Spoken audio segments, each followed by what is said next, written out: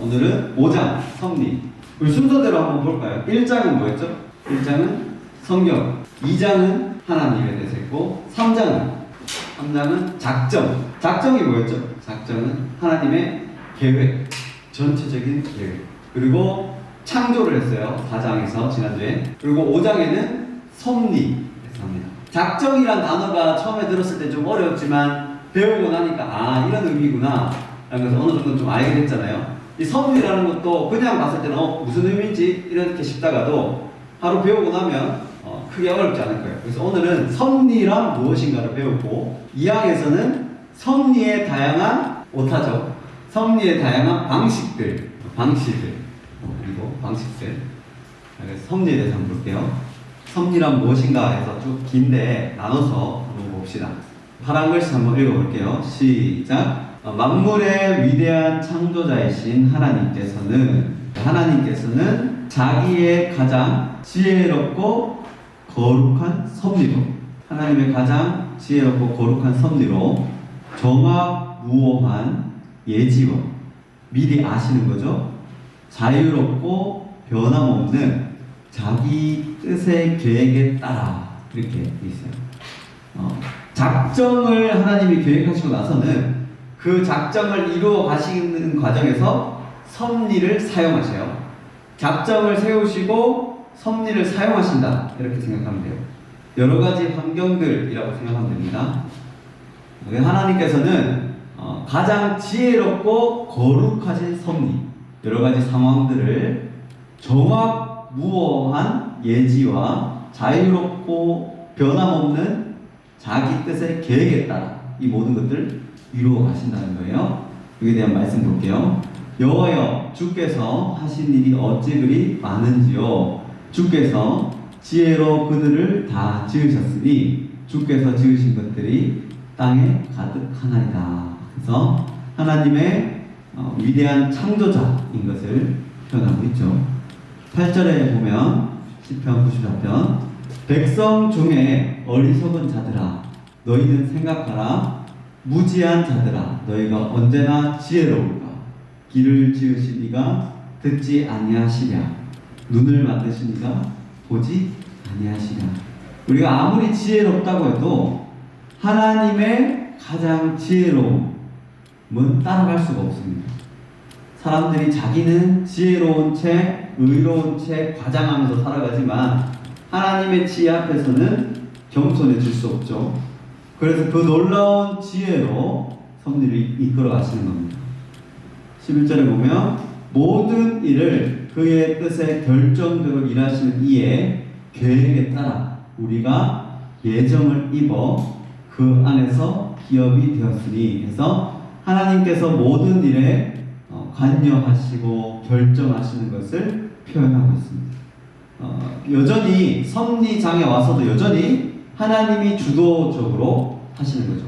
인간과 하나님이 협력해서 일을 하시는 것이 아니라 하나님이 먼저 시작을 하시고 하나님이 이 모든 일을 이루어 가시고 완성시켜 가십니다. 이 모든 과정이 하나님이 하신다라고 표현하고 있습니다. 자, 그 다음 읽어봅시다. 파란 글씨 시작. 자신의 지혜와 능력과 공의와 선함과 자비의 영광이 목표가 뭐죠?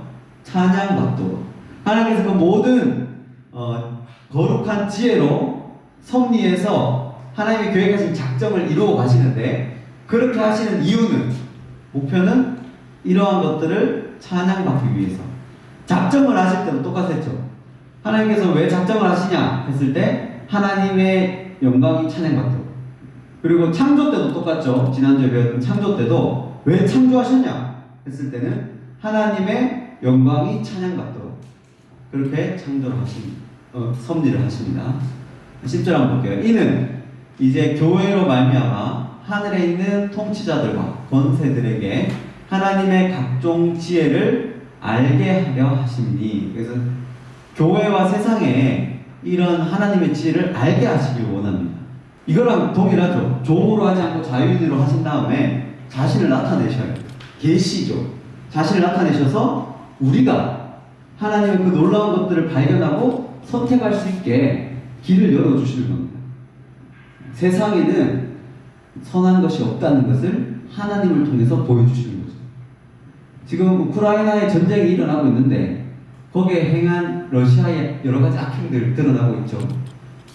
아기부터 성폭행을 하기 시작해서 어린아이, 유부녀 상관없이 다 그러한 짓을 다 저질렀어요.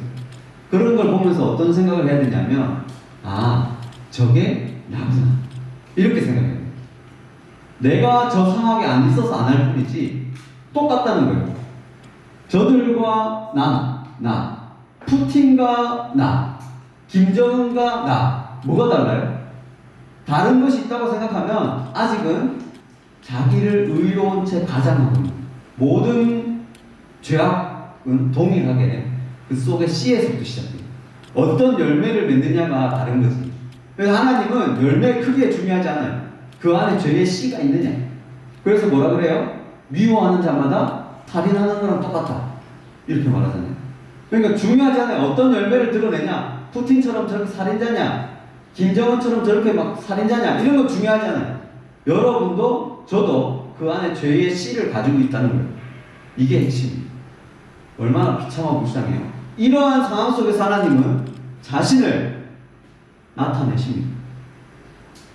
이렇게 나타내시는데 선택 안 하면, 또 6절을 보면, 이는 그가 사랑하시는 자 안에서 우리에게 거저주시는 바 그 은혜의, 그의 은혜의 영광을 찬송하게 하려는 것이라. 하나님께서 이렇게 하시는 이유는 하나님을 찬송하기 위해서 그렇게 하십니다. 그 찬양을 하는 자들이 예수를 믿는 자들이 되는 거죠. 그런데 그 예수 믿는 자들이 하나님의 형상을 점점 닮아가면서 하나님의 속성이 흘러나와서 세상 사람들이 우리를 보고 똑같이 하나님을 찬양하게 된다는 것. 이게 복음의 핵심입니다. 가장 큰 것부터 가장 작은 것에 이르기까지 모든 피조물과 행위들과 사건들을 보존하고 인도하고 처리하고 통치하신다. 여기서 보면 가장 큰 것부터 돼 있죠. 그리고 가장 작은 것. 세상을 살다 보면 큰 일이 있잖아요. 근데 또 작은 일도 있어요. 개미가 죽는다든지. 성경에는 뭐라고 표현되냐면 참새가 떨어지는 것, 이런 것 표현. 머리털을 세시는 것, 이렇게 표현되는데, 우리가 쉽게 이해한다면 개미가 죽는다든지 지렁이가 죽는다든지 이런 모든 것들까지 큰 사건으로부터 가장 작은 것에 이르기까지, 우리가 생각하는 것보다 더 작은 것, 세포의 움직임이라고 할 수도 있겠고, 여러 가지들까지 모든 피조물과 행위들과 사건들을 보존하고 인도, 처리, 통치하신다. 이 모든 것들을 하나님께서 관여하셔서 이렇게 하고 계신다. 한 번도 달이 지구를 이탈하지 않고 계속 돌고 있죠. 어떻게 그게 가능한가?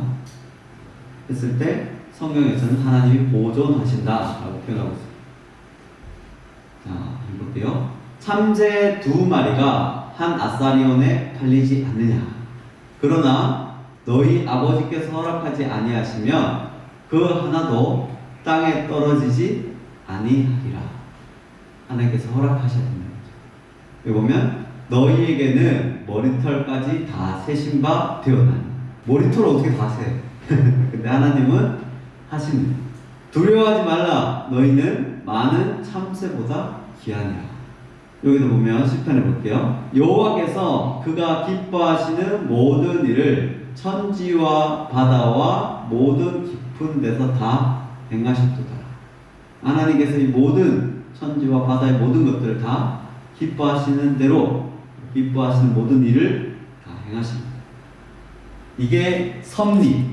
섭리란 무엇인가 했을 때는 작정을 이루어가기 위해서 하나님이 행하시는 모든 것들, 큰 일부터 작은 일까지 모든 것들 다 하나님이 행하십니다. 그 다음 2항, 섭리의 다양한 방식들 있죠. 그럼 섭리란 무엇인가 봤는데, 이제 어느 정도 섭리라는 게 이해가 갔죠. 어렵지 않죠. 근데 섭리의 다양한 방식들이 있다는 거예요. 2항, 기니까 우리 또 나눠서 한번 봅시다. 파란 글씨 한번 읽어주세요. 시작. 네. 여기서 제1원인이라고 표현되어 있죠. 제1원인이 있고 또 2원인이 있어요. 이 부분에 쭉 한번 봅시다. 하나님의 예지와 작정대로 만물은 변함없고 틀림없이 발생하지만, 그래서 1원인이라는 것은 하나님을 표현합니다. 비록 제1원인이신 하나님 이렇게 되어 있죠. 1원인은 하나님, 2원인은 세상의 모든 만물들. 말씀 보면 그가 하나님께서 정하신 뜻과 미리 아신 대로 내준 바 되었거늘 너희가 법 없는 자들의 손을 빌려 못 박아 죽였으나 해서 하나님께서 정하신 뜻과 미리 아신 대로 내어주셨다는 거예요. 예수님을 하나님께서 1원인으로서 하십니다. 일을 하십니다. 틀림없이 발생합니다. 하나님이 계획하신 대로, 작정하신 대로 1원인이신 하나님이 하지만, 그 다음 볼게요. 파란 글씨 한번 읽어봅시다. 시작. 동일한 섭리에 의해 하나님께서는 만물이 제2원인이라고 표현하죠.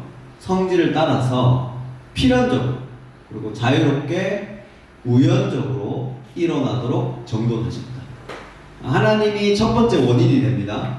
근데 세상 만물은 두 번째 원인이 되죠. 그래서 이런 모든 것들 가운데 하나님이 일하고 계시는 겁니다. 22절 보면 땅이 있을 동안에는 심음과 거둠과 추위와 더위와 여름과 겨울과 낮과 밤이 쉬지 아니하리라.